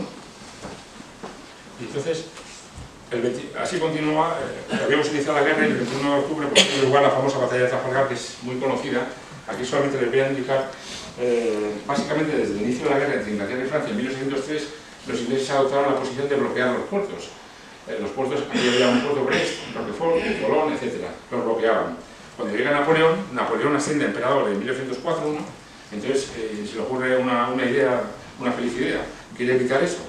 Y entonces su idea es sacar esa escuadra que está aquí en Tolón, donde está Villeneuve, ir hacia Cartagena, intentar incluir en su escuadra 4 navíos, no lo conseguirá, porque aquí había una epidemia. Salcedo, que era el comandante aquí, le pide más tiempo, le pide un poco de tiempo y Villeneuve tiene mucha prisa y sigue, ¿no? Tiene prisa porque el Mediterráneo estaba vigilado en ese momento por Nelson y Villeneuve había ya perdido una batalla con Nelson, ¿no? Entonces le tenía miedo. Y Villeneuve sigue y se va hacia Cádiz. De aquí habían salido el 30 de marzo y aquí salen en navío y llegan a las Antillas básicamente a mediados de mayo. El objetivo aquí era atacar unas cuantas islas para obligar a Nelson a perseguirlo. Y lo hace.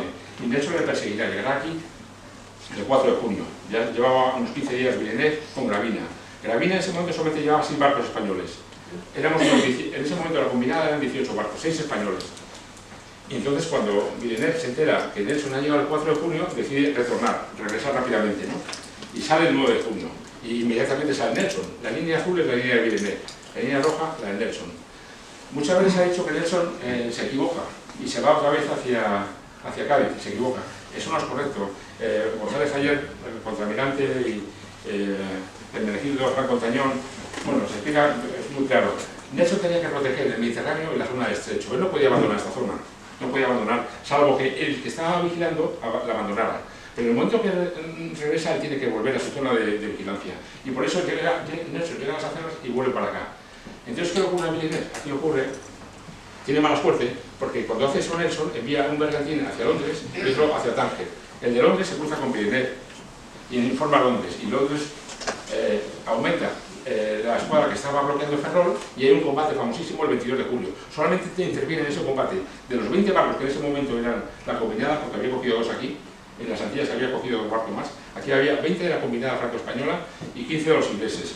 En ese combate participan los 6 españoles de Gravina y es muy bueno porque intentan cortar la línea y Gravina utiliza una técnica y lo evita. Sin embargo, perdemos 2 navíos desarbolados. Los ingleses tuvieron daños muy serios a 4. Y entonces, cuando un navío está muy dañado, los demás le tienen que remolcar. Y Gravina le insta a Villeneuve que le persigan, que es lo que siempre se hacía, porque iban lentos al remolcar navíos, ¿no? Y Villeneuve se opone. Eso tuvo consecuencias luego en Trafalgar, como veremos. Entonces llegan aquí, básicamente llegan a Vigo el 28 de julio, hacen una aguada, porque ya llevaban 4 meses de navegación, cogen agua, y Gravina entra él solo, con 2 navíos que le quedaban, porque tiene que dejar 2, estaban en mal estado en Vigo, con 2 navíos entra en Ferrol. En Ferrol Alcedo tiene ya preparados 9 navíos, y saldrán 11 navíos a la ría de los 2 que entran, bueno, 9 de Alcedo. Entonces, en la ría de Ares, al lado de Ferrol, se juntan los 18 navíos de Villeneuve más los 11 de Gravina con Alcedo.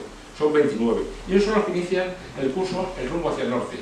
Y entonces aquí es famoso, Villeneuve se cruza con varios buques ingleses, bueno, y hace uso de una prerrogativa de Napoleón que le había permitido regresar a Cádiz y era muy complicado ascender, porque el objetivo era ir a Brest,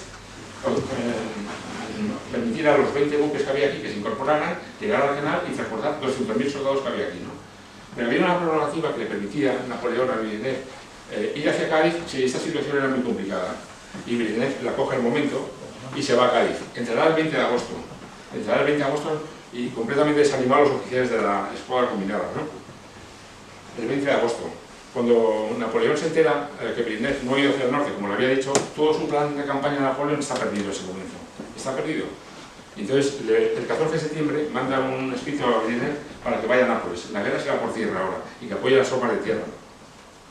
Manda también un escrito sustituyendo a Villeneuve por Rosily.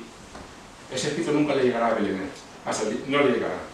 Entonces, le llegará solamente que tiene que ir a Nápoles, ¿no? Entonces, el 7 de octubre, le llega casi a final de septiembre, el 7 de octubre se reúne con Gravina y le dice que van a salir. Nelson ya está en esa zona, ¿no? Bloqueando. Y Gravina es cuando le dice que forman una junta de generales, la famosa junta del 8 de octubre, en la que llegan en la que los españoles, los españoles le dicen a los mandos franceses que tienen problemas con las tripulaciones porque hay una epidemia en el sur de España, las tripulaciones son muy novatas, han tenido que coger gente de los puertos que no saben entrenadas, ¿no? Nelson va a sufrir los efectos de las tormentas porque está en una época ya de tormentas y que le pueden atacar incluso con fuerzas sutiles que se llaman, que son barcos de fuego calado con cañones que hacen mucho daño a la flota de Nelson, ¿no? Entonces proponen no salir y hacer esas medidas, atacar con fuerzas sutiles y esperar, ¿no?, a que la tormenta haga daño a Nelson. Entonces Villeneuve en 18 ya se da cuenta que el que le viene a sustituir, Rossigny, está en Madrid. Llegará a Cádiz el 24. Entonces el 18 sale, le combina a Gravina salir. Y Gravina, a pesar de lo que habían acordado el 8 de octubre, 10 días antes no salir por esas razones, salen. Eso es una cosa curiosísima. Muy interesante todo esto alrededor de Gravina, ¿eh? Pero el 18 salen, a pesar de lo que habían acordado el 8 de octubre. Y entonces salen el 19 no pueden porque los vientos son desfavorables y saldrán el 20 de octubre. El 20 de octubre y hacen este recorrido con dos errores que son importantísimos. Salen 33 navíos. Eran 33 navíos. Eran 18 franceses y 15 españoles, ¿no? Y entonces se forman, ¿cómo se formaba lo que se llama el cuerpo fuerte? En azul tiene lo que es el cuerpo fuerte.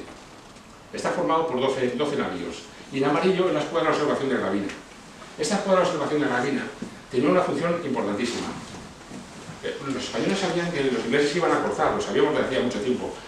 Cuando nos cortasen, la escuadra de observación se tenía que poner en paralelo a la principal para que los que cortaban se situaran entre las dos líneas y machacarlos de alguna forma, ¿no? Esa era la misión de la escuadra de observación. Entonces van navegando hacia el norte y el 20 de octubre, al mediodía, da orden Villeneuve de una virada en redondo, es decir, cambiaron de rumbo. Se dirigen hacia el sur-suroeste, aquí en la rosa de los vientos, en esta dirección, hacia el sur-suroeste. Y a las 7:30 de la tarde del 20 ven muchos navíos ingleses y entonces Villeneuve ordena línea de batalla sin sujeción a puestos. Esta línea de batalla de 33 navíos tenía un orden preestablecido en Cádiz, pero como ven a los ingleses cerca, no establecen ningún orden y permiten sin sujeción a puestos, ¿vale? Eso está bien, porque es una forma de ganar tiempo, no es muy eficaz, pero el problema es que ordena a Gravina que se incorpore a la línea de batalla y se pierde la ventaja, así lo explica González ayer también, se pierde la ventaja, el beneficio que tenía la escuadra de observación al situarla en línea, porque ya no puede, a los navíos que crucen luego ya no los puede situar entre dos líneas, ¿no? Eso ocurre el 20 por la tarde y así navegan toda la noche, temerosos de los ingleses que están muy cerca, y a las 6:30 de la mañana del 21, Villeneuve ordena que busque cada uno su puesto en la línea, una línea inmensa de 8 kilómetros de longitud, que cada uno busque su puesto, el puesto acordado en Cádiz. Eso lo ordena a las 6:30, pero a las 8 de la mañana ven que Nelson vienen dos columnas famosas, la columna de Nelson y de Hollywood. Y en ese momento, Villeneuve ordena una famosa virada en redondo a un tiempo, es decir, todos los barcos viran, cambian el rumbo para dirigirse a Cádiz. Esta es la situación. Gravina, que había estado en la vanguardia, pasa a estar en la retaguardia, ¿no? Y esto es nefasto, y también para el montañés de Alcedo, porque los barcos primero estaban buscando su posición en la línea, y segundo, al hacer la virada, los barcos de atrás de Gravina, como montañés que tenían mucha potencia bélica, tienen que ponerse lo que se llama en facha, para que el viento no les impulse, porque se echaban encima de otros. Y eso implica que las líneas se empiezan a abrir claros, ¿no? Se empiezan a abrir claros y a partir de ese momento es cuando se produce el combate famosísimo, ¿no? El combate famoso. Aquí tienen la escuadra, una vez ha dado la virada en redondo, cómo está descolocada, bastante descolocada. Aquí tienen la columna de Nelson, que atacará donde está el navío insignia del Centaure y el Santísima Trinidad. Pero sobre todo la columna de Nelson. Esta es la que atacará a Gravina y a la montañés. Esta es la que tiene más daño en los ingleses y la que sufrirá muchísimo, ¿eh? Entonces, al montañés, aquí tienen el montañés, el Bahama y dos barcos franceses. El montañés y el Bahama, a las 12 menos cuarto, que empiezan a disparar al quinto, que era el que les tocaba, ¿no?, cuando cortan. El quinto es el Bellerophon, del capitán John Cook. Este morirá en combate. Es posible que muriera luego cuando el montañés y el Bahama le hace muchísimo daño. Pero el barco inglés, que es este de aquí, consigue cruzar esta línea y se engancha con el francés Aigle. Se engancha y hay un disparo a distancia de pistola. Y el comandante muere. No está muy claro si muere antes o muere después, ¿no? Pero es posible que muriera después, lo más probable es que muriera con el francés. Y entonces, aquí hay, como saben, muere Alcedo, muere también Castaños, y entonces Alejo Gutiérrez Rubalcaba es el que hace el informe, ¿no? Y el informe, que vemos aquí. Y explica el informe cómo se combate, ¿no? Y aquí con esto ya... Perdón.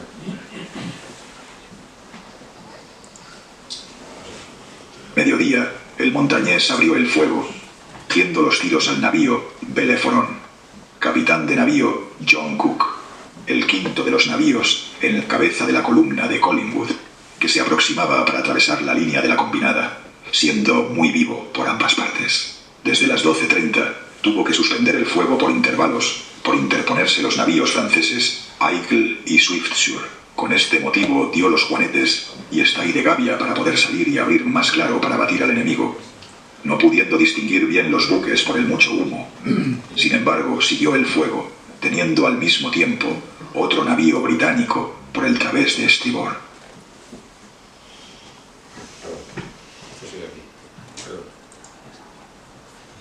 A la 1 del mediodía se aproximó al montañés por su aleta de babor el Aquilles británico, capitán de navío Richard King, haciendo un fuego muy vivo, por lo que Alcedo trató de orzar todo lo que podía para presentarle el costado, pero no pudo conseguirlo, pues se abordaba con los dos navíos franceses referidos, y así arribó un poco, maniobra que permitió al Achilles cortar la popa del Español a tiro de pistola, haciendo un fuego terrible, al que contestó el montañés con la fusilería de la toldilla. En esta descarga murió el comandante capitán de navío Francisco de Alcedo, al recibir una bala de cañón que le llevó la cabeza. A continuación, el navío británico se puso por el través de estribor del Español y continuó el cañón.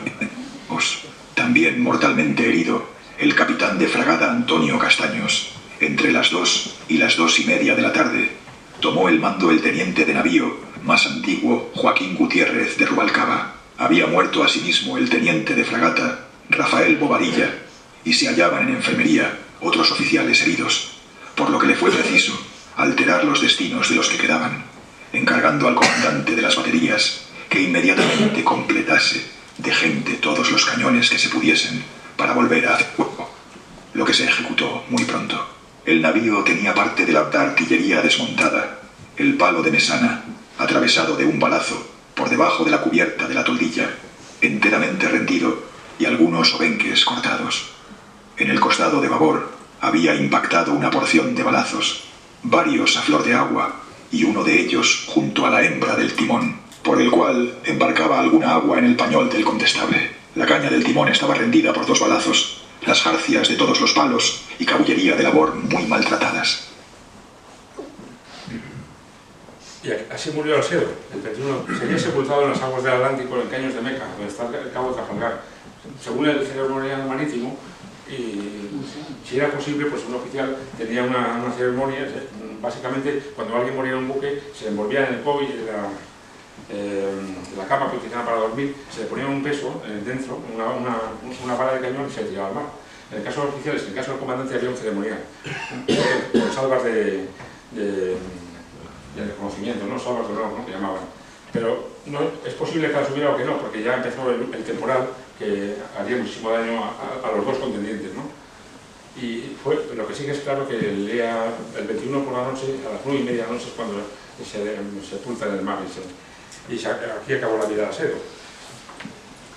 Y entonces, esto es un balance básicamente de qué consistió Trafalgar, que un poco, y es cierto que no fue determinante para lo que ocurriría después. He puesto, este es el corpus documental, es el texto del contralmirante González Ayer, interesantísimo y muy completo. Los ingleses no tienen uno como este.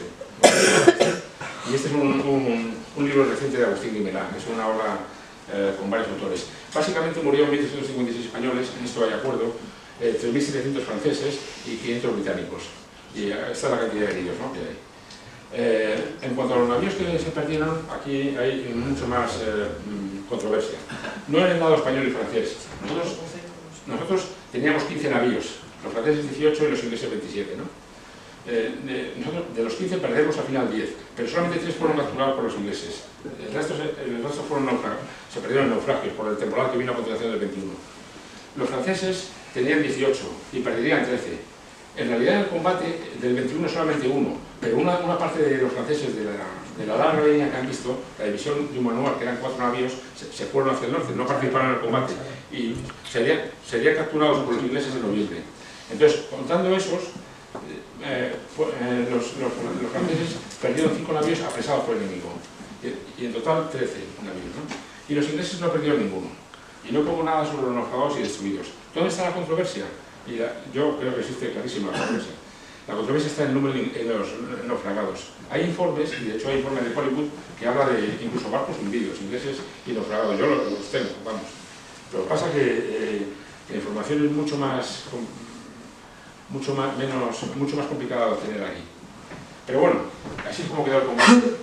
También hubo muchos problemas en el mando inglés, el almirantazgo, quiso inculpar luego a mandos ingleses por su falta de combatividad, a mandos ingleses, comandante de navío. Collingwood, que era el segundo de Nelson murió ese día, escrito que había ganado la batalla y que no iba a haber más recriminaciones a nadie. O sea que aquí en mi opinión, creo que hay todavía dudas que resolver, ¿no? Este es el panteón, aquí tiene el panteón de marinos ilustres en Cádiz, este es el panteón. Aquí hay una placa conmemorativa, este es el colegio naval donde estudió Bustamante y Quevedo. Hoy en día está enterrado aquí, Bustamante y Quevedo. Y también hay una placa conmemorativa de Alsero. Esta es la placa de Alsero Bustamante, junto a la de Sorluca, Alcalá Galiano y aquí está Gravina. Y unos metros más allá separado está la tumba del mausoleo de Bustamante y Quevedo. Es impresionante porque son dos Bustamantes en un sitio histórico. Y ya para terminar solamente les pongo esto, que siempre me ha resultado muy peculiar, el mundo Bustamantes. Para mí es un apellido impresionante, poco reconocido en la historia de España, yo creo. Pero ahí tenemos Bustamantes del siglo XVIII, XIX y XX. Aquí tenemos a Francisco Alcedo, luego los hermanos Bustamante y Guerra, este personaje es interesantísimo, como decía Aurelio, este fue el hombre más rico de Cádiz, y posiblemente de España. Tenía una compañía de seguros navieros impresionante, la primera.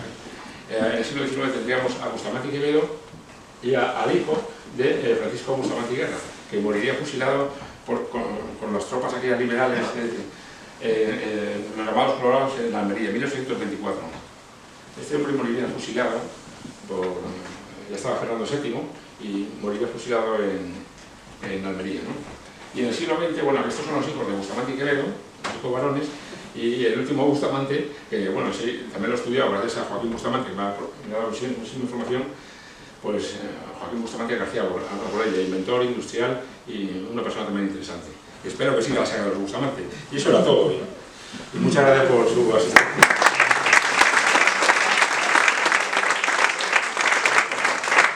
Entró en la Armada, se hizo director de toda la academia. Acabó de presbítero en la Catedral de Santiago de Compostela, pero era un hombre brillantísimo. Todos los oficiales de la Armada, ingenieros también, muchos se fueron a la Armada. Es por lo que tú dices, la derecha intelectual, ¿no? Y es así, pues eso es cierto. Tengo las asignaturas que estudiaban los guardiamarinas, y es que esto no creo que en ese momento estudiasen muchos, pues los estudiaban, ¿no?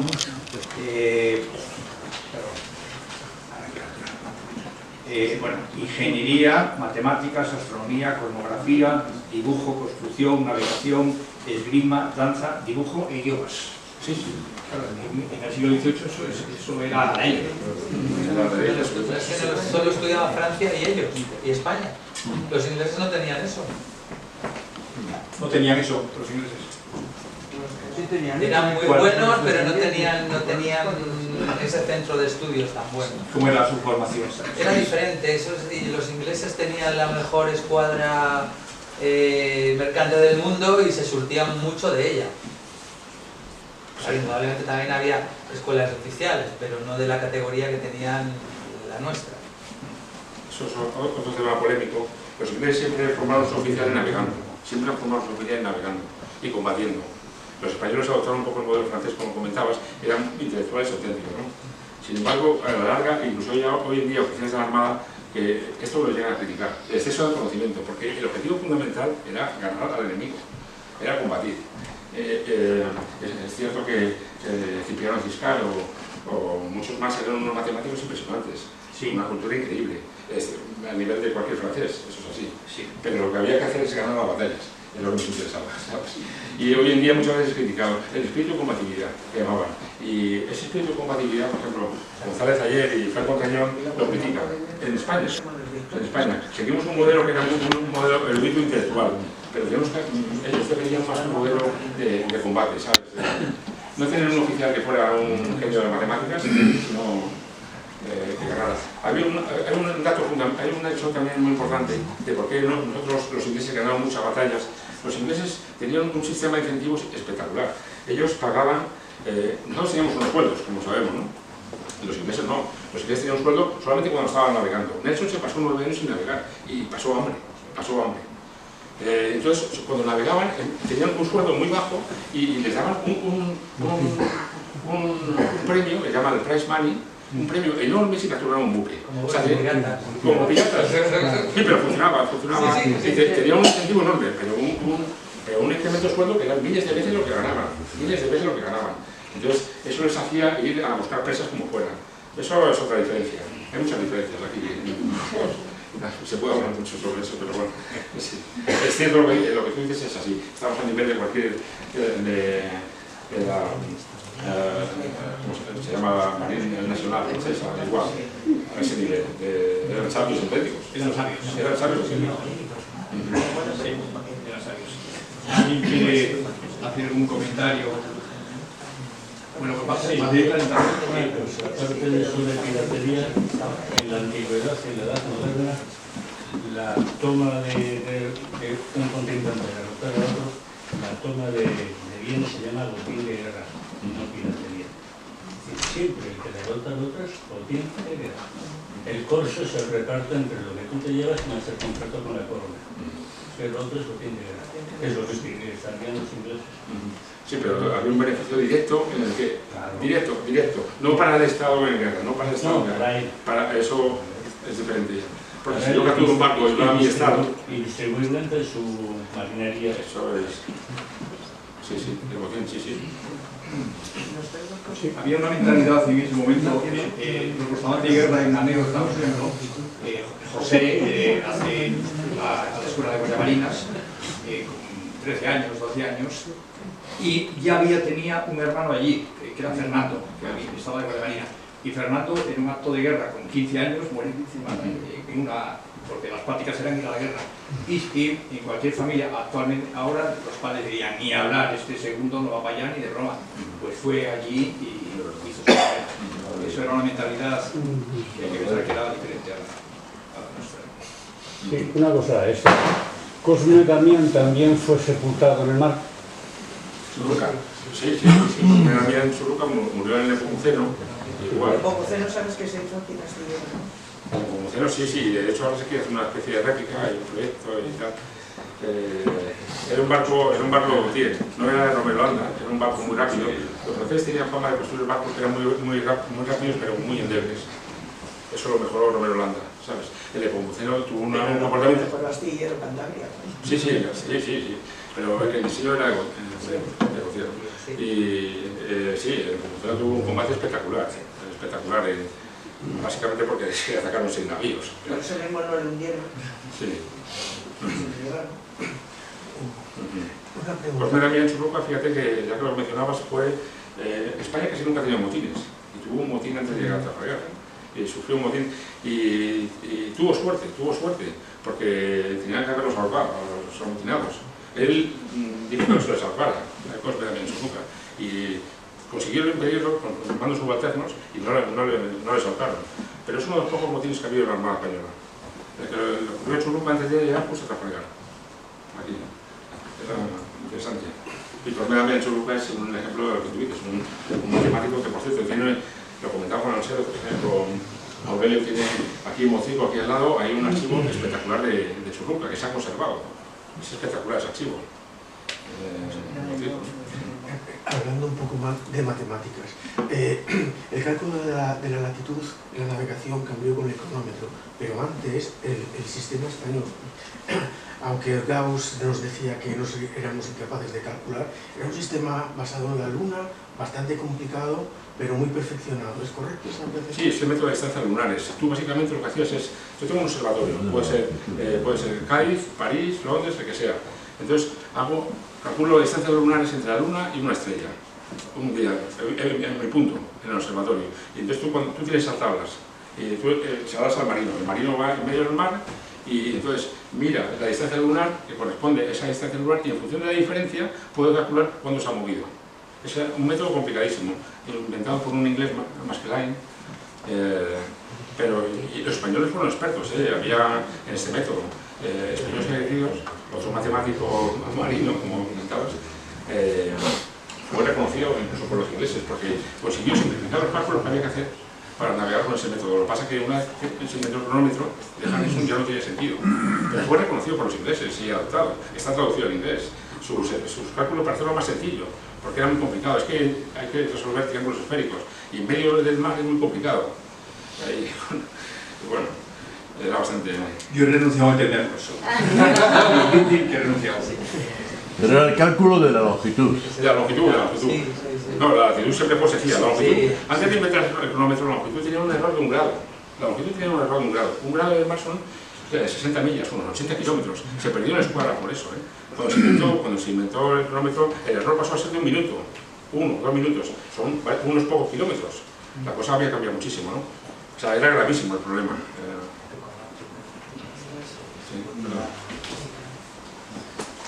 ¿Alguna aportación? Bueno, quería dar gracias al conferenciante.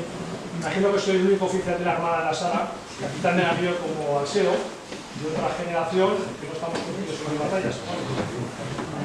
Por aportar algo, decimos que la Armada nunca ha dado la espalda a sus héroes. Ha tenido 3 buques con el nombre de Alcedo, el primero en el siglo XVIII, después de la muerte de siglo XIX, después de la muerte de Alcedo, y 2 en el siglo XX. Uno lo hemos tenido una foto, el destructor Alcedo, de la clase Alcedo, cuya bandera de combate se entregó en Santander en 1925 por las hijas de Alfonso XIII, y el tercer Alcedo fue un patrullero ligero que estuvo en servicio hasta el final de los años 90. Nada más dar las gracias también al conferenciante por rescatar esta figura héroe de la Armada, como otros muchos montañeses. Sí, muchas gracias, pero mis datos son... Ha habido 6 buques en la Armada, que es cierto, el reconocimiento de la Armada siempre ha reconocido a Alcedo, 6 buques en la Armada con el nombre de Alcedo, 5 en Churruca y tiene alguno más. Es curioso el caso de Alcedo, porque Alcedo, fíjese que fue reconocido después de Trafalgar inmediatamente. Se hizo un monumento a Churruca en 1813, pero luego Alcedo empezó a desaparecer. Y hoy en día solamente tiene una calle con el nombre de Alcedo Bustamante, la suya. Y hay más de 100 calles con el nombre de Churruca, 50 calles con el nombre de Gravina. Es cierto que la Armada siempre mantuvo el reconocimiento, es así. Hay 6 buques, yo creo que hay 6 buques con el nombre de Alcedo, pero el resto de los ayuntamientos y el pueblo español no lo conocemos. Es una cosa tremenda, sobre todo los ayuntamientos. Porque se le olvidó a Galdós mencionarlo en los episodios finales. Posiblemente, seguro que es así, te tiene razón. Muy bien, pues yo creo que... decir que se te ha olvidado decir la última frase que se le atribuye, antes de que la bala... Pero es que yo creo que esa frase no es...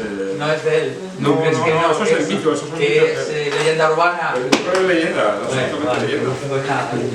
Yo persigo los datos de los archivos. Eres más empírico, ¿no? No, yo persigo los archivos. Vale. Y a Galdós, no. El primer episodio nacional, no. Está muy bien escrito, muy interesante. Está muy bebe de las fuentes victorianas, bebe de las fuentes inglesas. Galdós lo hizo cuando vino... Bueno, la historia de cómo hizo el episodio de la mujer es interesantísima, pero bueno, esa es otra historia que es muy interesante. Pigodet era Pigodet fue un guardia marina que murió, participó en Trafalgar y murió a finales del siglo XIX, en 1132. Y Galdós estuvo aquí en Santander y habló con mucha más gente, se hizo homenajes y tal, y es cuando él decide hacer el primer episodio nacional sobre Trafalgar, Galdós. Pero es un escritor. ¿Y de la crónica del hijo de Dionisio Alcalá Galiana? ¿Te acordabas? Sí, de Pelayo. Sí. De Pelayo Alcalá Galiano. Diario de un anciano. No, ese es de Antonio Alcalá Galiano. El hijo. El interesante, hay un libro muy interesante de Pelayo Alcalá Galiano.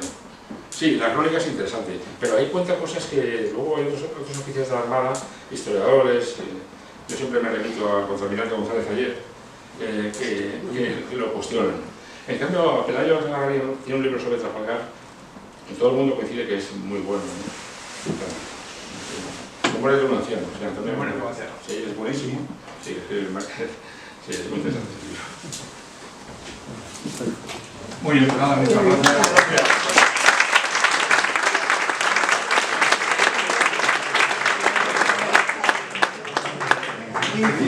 Gracias.